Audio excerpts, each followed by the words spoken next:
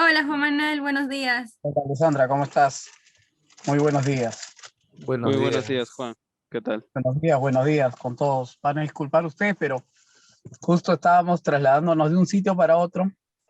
Les comento un poco, trabajo en una constructora también. Ustedes saben de que esto de la pandemia ha hecho pues que tengamos que reinventarnos de alguna forma. Yo soy director ejecutivo de una organización dedicada a promoción del turismo, pero tenemos pues que seguir trabajando. El turismo está en capa caída, ¿no? Y bueno, una de las empresas que siempre nos apoya, nos patrocina, es justamente una constructora, con la cual también estoy apoyándola en temas de asesoría legal. Se entiende, Juan Manuel. Entonces, Juan Manuel, hoy día vamos a empezar, va a durar 10 minutos nada más, no te preocupes, y ya pues empezaríamos a tu orden, ¿ya? Perfecto, perfecto. Enzo, estás Al- grabando, ¿no? No me deja grabar ahorita. Sí, estoy grabando. a tu conteo, Enzo, Ya, para poder listo, grabar. listo, listo. Normal. En 3, 2, 1.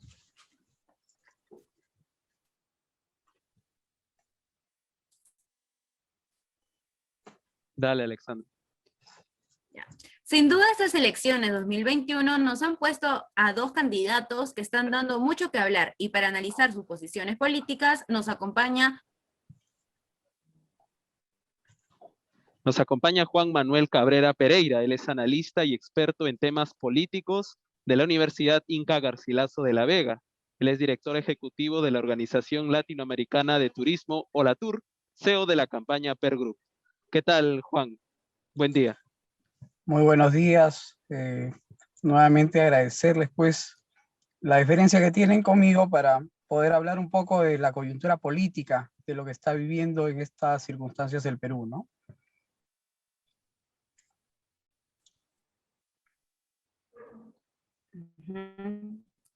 Juan Manuel, empezamos con la entrevista con la primera pregunta.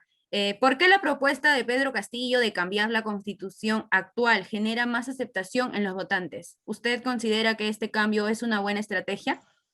Bueno, considero de que no es que haya generado una mayor aceptación en los votantes, sino de que si nosotros analizamos el trasfondo que tiene esta propuesta, que no es algo que recién se venga tocando ahora, ¿no? Sino de que, como sabemos, el señor Pedro Castillo pertenece a un bloque político que está tratando de imponer un tipo de agenda en la región, llámese en Latinoamérica, en Sudamérica. Si nosotros vemos desde ese aspecto esta situación, podemos ver pues también de que existe un financiamiento para hacer creer y mediatizar de que en efecto el poblador está de acuerdo con un cambio de constitución. Yo, por ejemplo, les pregunto a ustedes, y con el mayor de los respetos, ¿qué tanto conocemos y sabemos de la constitución actual? ¿Nos hemos permitido leer la constitución del 93? Habría que preguntarle, por ejemplo, al señor Castillo, ¿qué es lo que hay que cambiar de esta constitución?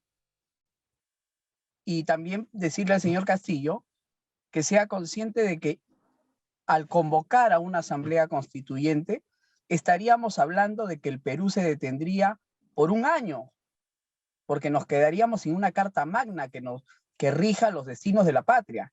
Estamos hablando de que encima de la crisis económica, la crisis política, esta permanente acusación por corrupción a diversos partidos políticos y sobre todo el principal problema que vive la humanidad y el Perú, que es la pandemia, estaríamos sumando pues nuevamente un problema más, que es dejar al Perú en una inestabilidad durante un año. Volver a la constitución del 79, una constitución que la izquierda peruana no quiso firmar, o tomar como bandera a Haya de la Torre, un demócrata carta cabal, un maestro de juventudes, un hombre que en efecto entregó su vida al servicio del pueblo, y que solamente cobró un sol por ser presidente de la Asamblea Constituyente del 78 al 79. Entonces, quererse abanderar de esas cosas, yo creo que no le hacen gran favor al Perú. Por eso es que ustedes que están dedicados a esta labor de poder comunicar a la sociedad, deben ayudarnos a que en efecto más jóvenes entiendan del porqué de las cosas. No podemos dejarnos llevar como borregos, porque en Chile, en Argentina y en otros países como Bolivia y Venezuela, ¿no? Porque hoy día pues al mandatario se le ocurrió parar las cosas y cerrar el Congreso, acá lo tengamos que hacer. El Perú tiene que aplicar su realidad. Tenemos que primero estudiar nuestra realidad profundamente, leer, caminar las calles, las ciudades, como lo hizo Haya de la Torre, como lo hizo Mariátegui, como lo ha hecho Basadre, gente que, en efecto Rafael Belaúnde, gente que se permitió estudiar la realidad peruana y que en base a eso lanzó una propuesta que difiere unas de otras, claro está. Haya de la Torre diferió de mucho de lo que pensaba Mariátegui o pensaba Belaúnde. Sin embargo, podemos entender de que la política justamente es el arte de poder concertar, el arte de poder llegar a acuerdos que beneficien al Perú, porque esto tiene que trascender a los tintes políticos. Justamente, Juan, lo que nos comentas, que Pedro Castillo quiere tomar la batuta de estos tan conocidos personajes políticos. ¿Tú consideras que Pedro Castillo estaría ganando terreno en los sectores internos del país porque son los que han perdido casi todo en la pandemia? ¿Crees usted que Castillo refleja una situación que se puede decir, y los medios lo comentan, son el sector olvidado y quieren un rescate? Mira tú, que lo está sabiendo canalizar en su favor, de hecho. Pero Pedro Castillo no es pues la representación de ese Perú profundo, no es la representación incluso de los docentes.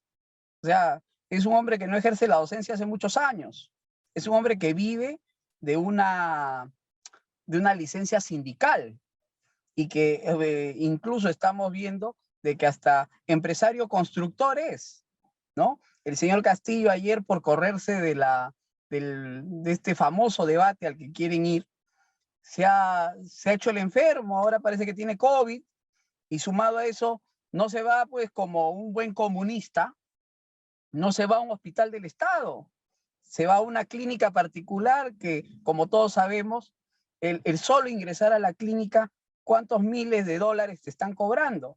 ¿No? Esas son las gollerías de la falsa caviarada, el falso comunismo, que nos venden pues de que todos tenemos que tener derechos y deberes por igual, pero sin embargo estamos viendo ahora en uno de sus líderes, ¿no? El que es para mí el mal llamado conductor y líder de estos sectores del Perú olvidado. El Perú es olvidado hace cientos de años, estimado Omar, y lo que está faltando es que en efecto todos los partidos políticos vuelvan a ese sentido social.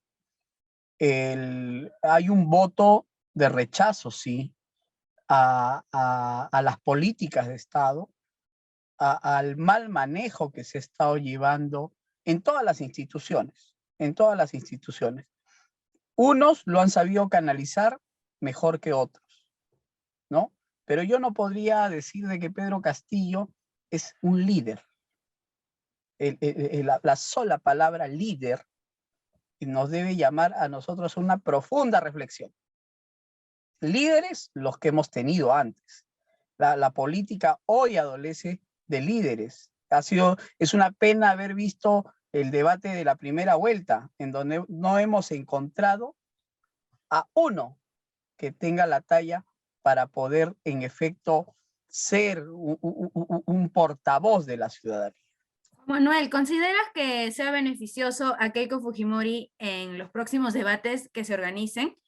¿Pedro Castillo tendría alguna desventaja? Porque en este caso Keiko ya tiene bastante experiencia en el panorama político. ¿Qué opinas sobre ella? ¿Crees que sea, por ejemplo, ahora con el tema de que ya ha sido, que se ha hecho el enfermo? ¿Qué opinas sobre ello, no? ¿Crees que eso le ha favorecido a Keiko? Sí, sí, en gran parte, porque debemos reconocer algo, ¿no? Y es lo que yo siempre le voy a pedir a todos, en especial a los jóvenes como ustedes.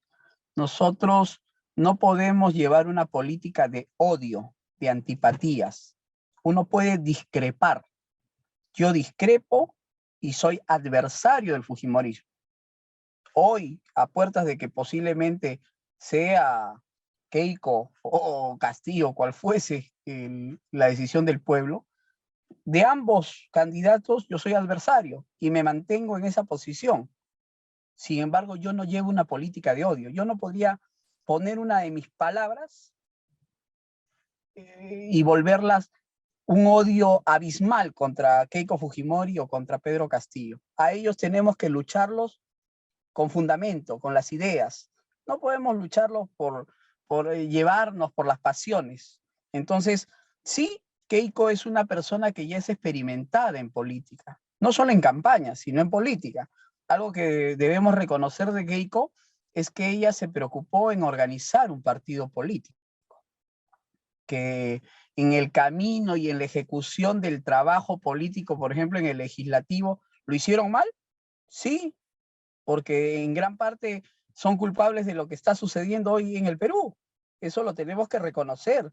Y es por eso que también tenemos que, de alguna forma, si hay quienes pensamos votar por la opción de Keiko Fujimori, exigirle a Keiko que en primer lugar deslinde con lo que fue el pasado del gobierno de su papá, que nos dé la seguridad de que el gobierno que pueda venir entre el 2021 al 2026 sea un gobierno de ancha base, en que convoquemos a todas las fuerzas políticas y logremos una reconciliación nacional que justamente permita que sectores olvidados como los del sur del Perú, como los del Ande de nuestra patria, que se sienten relegados permanentemente, sean escuchados.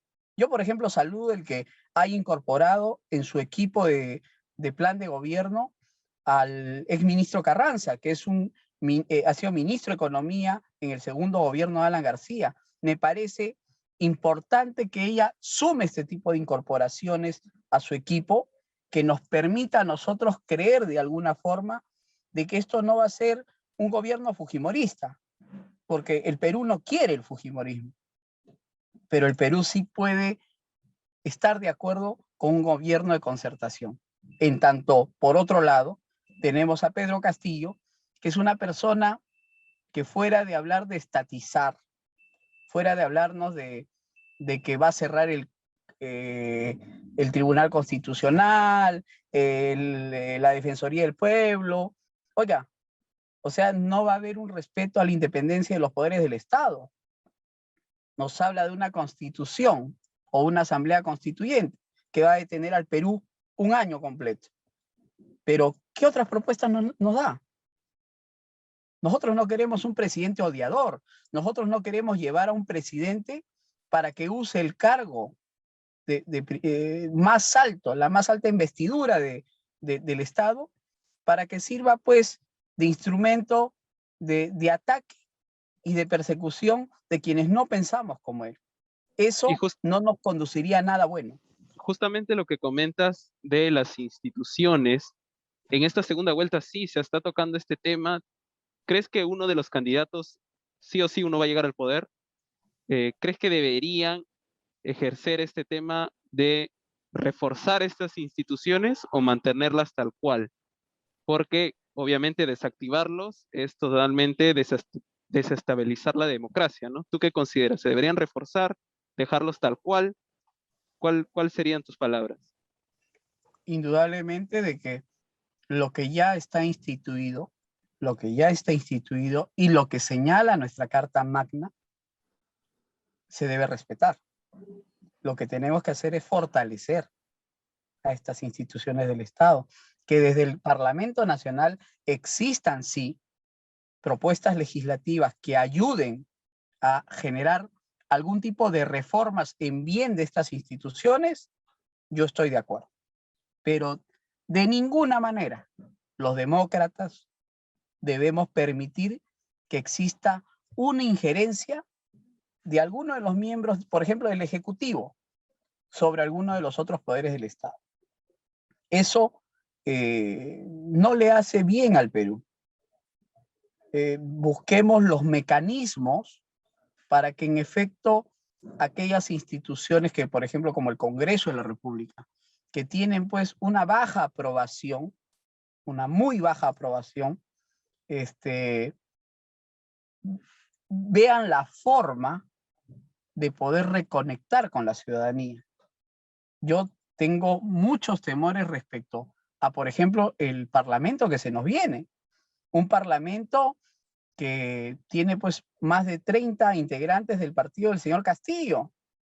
Entonces, así como hemos criticado al fujimorismo, que cuando tuvo más de 40 congresistas hizo y deshizo en el Congreso a su antojo, hoy tenemos que ver con esa misma cautela la participación de los representantes de estos partidos de izquierda, en el caso de algunos comunistas, o mal llamados socialistas, que se quieren hacer aparecer como socialistas, pero que en el fondo son muy rojos, ¿no?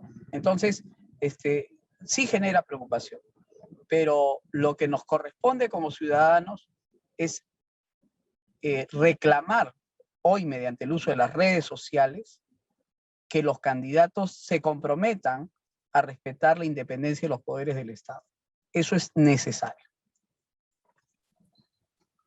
Muy bien, Juan Manuel, queremos agradecerte a ti y el día de hoy en el programa agradecemos a Juan Manuel Cabrera Pereira, analista y experto en temas políticos de la Universidad Inca Garcilaso de la Vega. Muchísimas gracias, Juan Manuel. Gracias, Alexandra. Reiterarles mi agradecimiento a ustedes y que dejarles el mensaje a ustedes como jóvenes de que en efecto sean parte de este cambio, pero que lo hagamos pensando con optimismo y amor por el Perú. Dejemos los odios, dejemos las bajas pasiones de aquellos que solamente creen que mediante el discurso del odio van a poder conseguir algún cambio. El Perú no va a crecer, no va a mejorar, ni va a volver al sitial que le corresponde en tanto exista esa palabra en la política, el odio. El odio ha destruido las instituciones más grandes que ha tenido el Perú. Nosotros como juventud, en especial ustedes, porque yo estoy un tanto mayor, en especial ustedes deben transmitir ese mensaje de optimismo a la población peruana. Gracias, Alessandra, Omar, Enzo y a todos los muchachos que están presentes en sala. Muchas gracias. Muchas gracias. Ahora sí, gracias, Juan. Hasta luego, gracias. Cuídense.